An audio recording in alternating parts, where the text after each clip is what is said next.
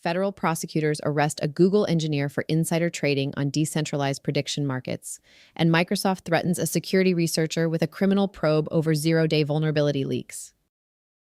Welcome to this week's Rundown. I am your host, Anna.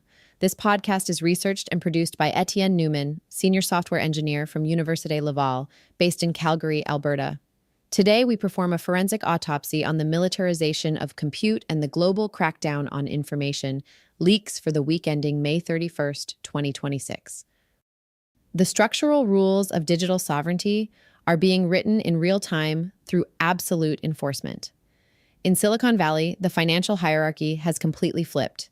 Anthropic has officially overtaken OpenAI, closing a massive $65 billion funding round that pushes its valuation to $965 billion. This near trillion-dollar cap is backed by a surging $47 billion annual revenue run rate and the deployment of Claude Opus 4.8, which has secured the leading position on major engineering benchmarks. But as capital consolidates at the frontier, corporate and state actors are shifting to an aggressive defensive posture. Federal prosecutors in New York have charged a Swiss-based Google software engineer with commodities fraud for using confidential internal search data to rig million-dollar wagers on the prediction platform Polymarket.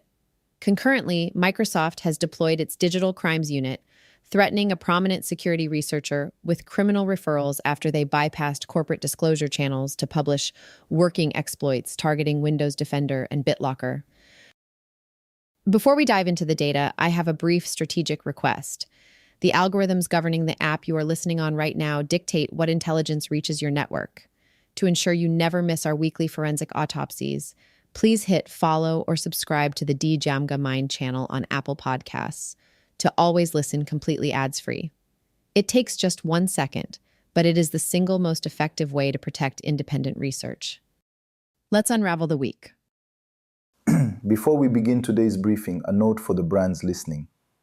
If you want to reach the true architects of the AI revolution, the technical leaders actually building the stack, not just the tourists, DJAMGAMIND offers select premium partnership opportunities. Let us position your product directly in front of the ultimate technical buyer.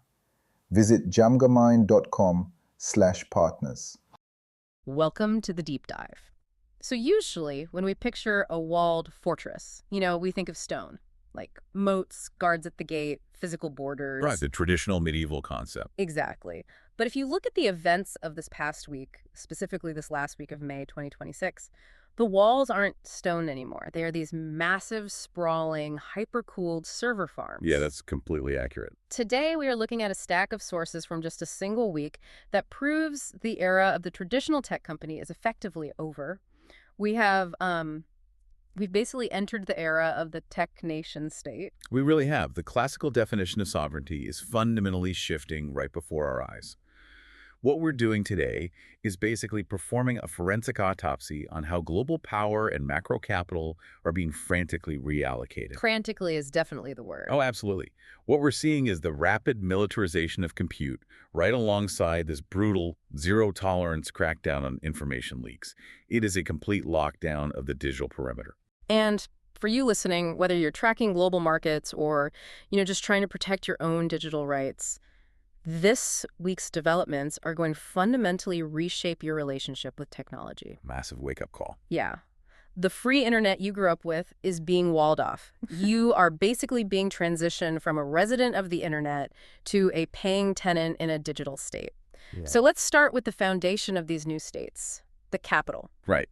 To understand how these companies are becoming sovereign entities, you have to look at the sheer velocity of capital centralizing into just a few massive players. It's unprecedented. And Anthropic is the big story here, right? Huge story. This week, Anthropic closed a $65 billion Series H funding round. This was led by firms like Sequoia, Altimeter, Dragoneer, Green Oaks. And it puts their valuation at $965 billion. Wait, $965 billion, almost $1 trillion. Nearly $1 trillion, yeah. They have officially leapfrogged OpenAI to become Silicon Valley's most valuable AI company. That is just wild to me, because I remember looking at their valuation earlier this year, I think around February, and it was somewhere in the 300 billions. How does a company basically triple its valuation to nation-state GDP levels in a matter of months? It really comes down to hard revenue and reliability. Hmm. Their annualized revenue run rate just hit $47 billion. Wow. Okay. Yeah. And a massive chunk of that is being driven by Claude Code and the recent launch of Claude Opus 4.8. I've seen the headlines about Opus 4.8, but I mean, what makes it worth that kind of insane premium? Well, they're offering cheaper, faster endpoints, but the real key is that it masters something called agentic work.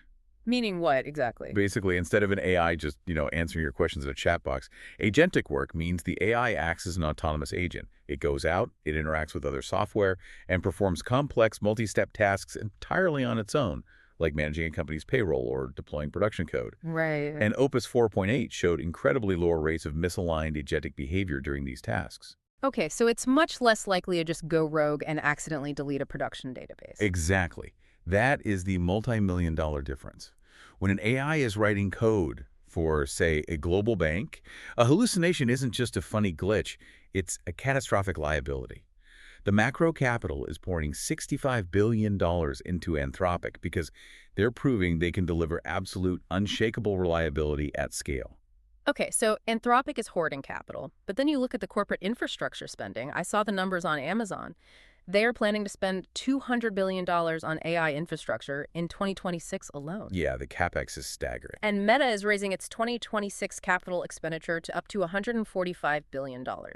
Mark Zuckerberg is even teasing that Meta might just become a cloud provider itself. Which is a huge pivot. It is, but here's what I don't get. Amazon is planning to spend $200 billion, yet this exact same week, they shut down an internal tool called QuroRank. Ah, yes, the leaderboard. Right. From what the sources say, QuroRank was just an internal leaderboard tracking how much AI their own developers were using.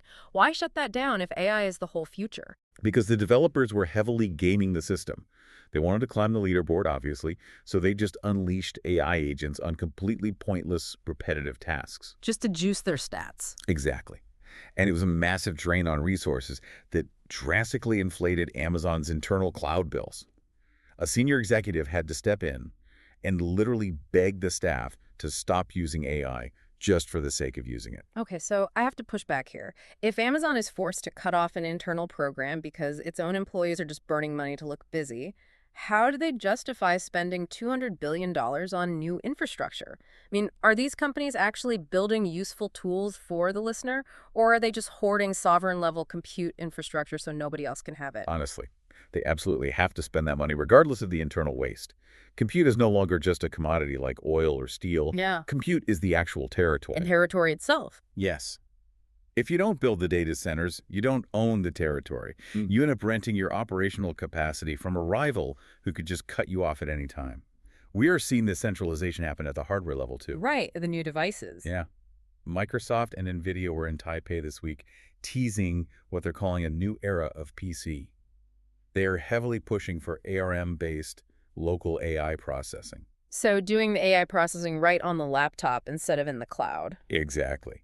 And Apple had a huge leak this week showing that iOS 27 will run Siri natively powered by Google's Gemini right on the phone. And internationally, the hardware race is getting ruthless. Extremely ruthless. The U.S. has strict export controls on China, right? Yeah. Specifically blocking them from getting the extreme ultraviolet lithography machines needed for modern chips. But China is finding workarounds. Huawei is pushing forward with this new architecture called logic folding. Since they can't shrink the transistors any smaller, they are literally stacking multiple layers of circuitry on top of each other. Like a 3D chip. Yeah, 3D stacking. And they believe this will let them hit Western 1.4 nanometer chip performance by 2031, despite the sanctions. So the physical perimeter isn't just data centers anymore, it's the chips in our pockets, the logic boards stacked in Shenzhen. But if compute is this new sovereign territory, you have to defend it physically, which explains this really disturbing trend we saw in this week's sources. The militarization. Yeah. The traditional military seems to be completely outsourcing its capabilities to these private tech monopolies. Because these giants control all the compute. The state has to rely on them. Take the Golden Dome defense system. Right, President Trump's initiative. Exactly. This week, the Pentagon awarded a $4.16 billion Space Force contract to SpaceX. They are paying Elon Musk's company to build a massive network of missile-tracking satellites under the Golden Dome banner. And they want that operational by 2028. By 2028, yeah. Yeah. SpaceX is cementing total control over Western military defense data architecture in orbit. It feels like the government hired a mercenary army, but the mercenaries own the roads, the weapons, and all the communications infrastructure. That's a perfect analogy. And we are already seeing the friction there. There was a huge clash this week between the Pentagon and SpaceX over Starlink pricing. A massive clash. SpaceX dramatically increased the connection fees for U.S. kamikaze drones. They bumped the fee from $5,000 to $25,000 a month per terminal. That is a 5x increase overnight. And it gets worse. For a specialized service to provide internet blackouts over Iran, SpaceX demanded a $500 million upfront launch fee, plus $100 million every single month. That is just insane. I mean, can a government actually maintain national security when a private contractor can just arbitrarily quintuple the price of critical drone communications mid-conflict? Well, that's exactly why the government is desperately trying to build counterweights. Look at the space race context this week. NASA just awarded a $230.4 million contract to run the first uncrewed lunar-based mission. To Jeff Bezos' Blue Origin. Right. And didn't Blue Origin's New Glenn rocket literally just explode on the launch pad during a static fire test? It did, just days ago. But the government awarded them the contract anyway because the state absolutely needs an alternative to SpaceX's monopoly. And this physical expansion of corporate power is happening on the ground too. Physical AI is exploding. The robots? Yeah. Tesla is building out a massive Giga Texas facility just to produce 10 million Optimus robots a year. Waymo is launching these Chinese-built Zeekr robotaxis called the Ojai. Even Ferrari is in on it. They debuted a €550,000 EV called the Luce, designed by Joni Ive. It's everywhere, and the state recognizes how huge this physical AI wave is. In China, the government just rolled out a national program giving every single humanoid robot a unique 17-digit digital identity code. A digital ID for a robot. Yeah, it tracks them from production all the way to recycling. Think about the implications of that. If you are putting 10 million autonomous robots onto the streets and your proprietary satellites are running the military's missile tracking, your code cannot have a backdoor. No, the stakes are way too high. Which completely explains the brutal shift we saw this week in how these companies handle their own cybersecurity. As corporate tech becomes critical state infrastructure, information leaks are just not tolerated anymore. Right. They are applying what we call the cyber retaliation protocol. Vulnerability disclosure is no longer a collaborative thing. It's treated as a national security threat. Let's talk about the nightmare eclipse situation, because this blew my mind. Yeah. So a security researcher, going by Nightmare Eclipse, discovered several unpatched bugs. They call them Blue Hammer, Red Sun Undefend, and Yellow Key. Deep inside Microsoft's systems. Right. And they published the exploit code. Historically, maybe they get a bounty. But Microsoft mobilized its digital crimes unit. They threatened the researcher with a criminal probe. They literally threatened them with jail time. And they had their GitHub and GitLab accounts permanently banned. Just erase their digital presence. So, wait, aren't bug bounty hunters usually the good guys? I mean, Katie Mazurius, who is a pioneer in the bug bounty space, was publicly outraged about this. By criminalizing researchers like Nightmare Eclipse, aren't corporations just ensuring the next 0 day gets sold on the black market to malicious actors instead of posted on GitHub for everyone to see? That is the exact risk. But to the sovereign corporation, an uncontrolled disclosure is an attack on their critical infrastructure. They have a zero-tolerance policy. And it's not just about code. It's about talent, too. The international talent lockdowns. Yeah. China is now requiring top AI researchers at private firms, places like Alibaba and DeepSeek, to get official state permission before traveling abroad. Just to prevent tech theft. Exactly. Yeah. And we're seeing these massive corporate enclosures on the consumer side, too. Right. Apple is building this iPhone anti-snatch auto lock feature using the accelerometer and the Apple Watch proximity. If it gets snatched, it bricks itself. Meta is locking basic features behind Plus subscriptions on Instagram, Facebook, and WhatsApp. And YouTube is now enforcing unremovable C2PA metadata labels on all AI-generated videos. You cannot share an edited video without the platform permanently stamping it. The ultimate enclosure, though, is OpenAI's new GPT Roslyn model. The biodefense model. Right. It's incredibly powerful at reasoning about disease biology. Yeah. And they are refusing to release it to the public. They are only giving it to vetted government and developer partners. So the raw capability is deemed too dangerous for the open market. Exactly. It really feels like the end of the old open web. Even Drew Houston, the CEO of Dropbox, is stepping down after 19 years to start an AI company. The guy who built his empire on open web software is pivoting to AI. Everything is guarded now. And this zero-tolerance policy for external leaks applies just as brutally to internal data exploitation. The data inside these walls is incredibly valuable, and the state is stepping in. Look at the Polymarket arrest this week. Oh, the Google engineer. Michele Spagnulo, right. Also known as El Furcoon. That's the one. Federal prosecutors charged him with wire fraud and money laundering. He was a 36-year-old engineer who used confidential Google search data to make bets on Polymarket. He made $1.2 million betting that the artist D. Forviti would be the most searched person. Yep. He had the internal telemetry. He knew the search trends before the public did. This engineer essentially front-ran human curiosity. He knew what the world was going to ask before they asked it. And the state brought the hammer down because that data is corporate sovereign property. Meanwhile, the massive financial ecosystems surrounding this tech are being forcefully brought under state control. Like the crypto derivatives market. Exactly. The CFTC, under Chairman Mike Selig, approved a platform called Kalshi to list Bitcoin perpetual futures, or perps. And perps are usually completely offshore, right? Right. It's an $86 trillion offshore asset class. By approving Kalshi, the U.S. government is bringing that massive market onshore, inside their regulatory frameworks. So they can tax and control it. And this financialization is everywhere. Robinhood is allowing AI agents to actively trade stocks for you. Tether is launching GILT, which is a state-backed stablecoin tied to the Georgian lari. The actual government of Georgia is outsourcing its currency digitization. But, we are starting to see humans rebel against this systemic hyper-centralization. The resistance is definitely forming. This week, DuckDuckGo saw their installs spike 30% as users actively fled Google's new AI search results. People want the old, non-synthetic web back. And look at the economic anxiety. University graduates were loudly booing Google CEO Sundar Pichai at commencement this week. They previously booed Eric Schmidt, too. Because they're staring down AI-driven unemployment. And this pushback is reaching the highest moral authorities. Pope Leo XIV issued a massive 42,300-word encyclical called Magnifica Humanitas. 42,000 words. That's a book. Basically. And he urged the world to disarm AI, warning that it risks destroying genuine human connection. And secular authorities are stepping in, too. The EU is preparing a high triple-digit million-euro fine against Google under the Digital Markets Act. So we have this massive tension. Right.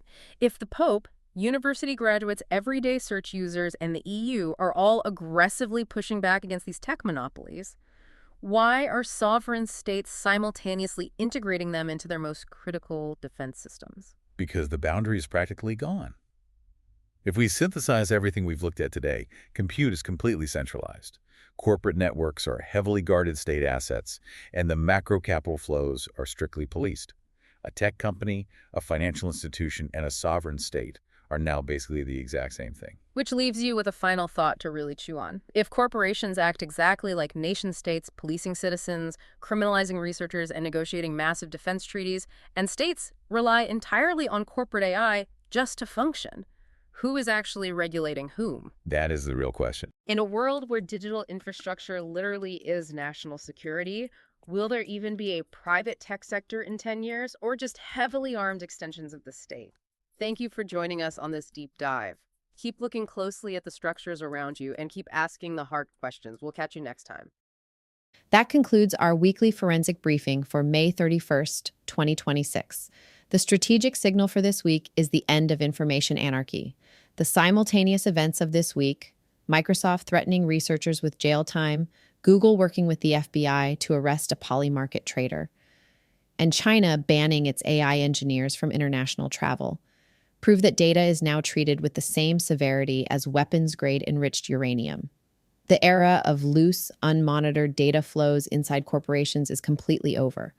If a software engineer can extract search trend data to manipulate decentralized prediction markets, or if a developer can game an internal leaderboard to burn millions in compute, it proves that the enterprise lacks basic algorithmic governance. High performers must lock down their internal infrastructure and realize that information security is no longer an IT issue. It is a matter of corporate survival. If you want to own your infrastructure instead of being managed by it, check the show notes for the AI Executive Toolkit. And as a special bonus for our community, we have exclusive discount codes for Google Workspace and My AI and Machine Learning Tutor Pro apps. You can find the links to claim those directly in the show notes below. Subscribe to the DJAMGAMIND channel on Apple Podcasts to always listen completely ads-free. I am Anna. Stay sharp and keep unraveling the future. And before you go, if your company is building the tools that power the workflows we talked about today, I'd love to showcase them to this audience. We don't just run ads, we build technical simulations that prove your value. Let's build something together. Visit jamgamind.com/partners to get started. Until next time, keep building.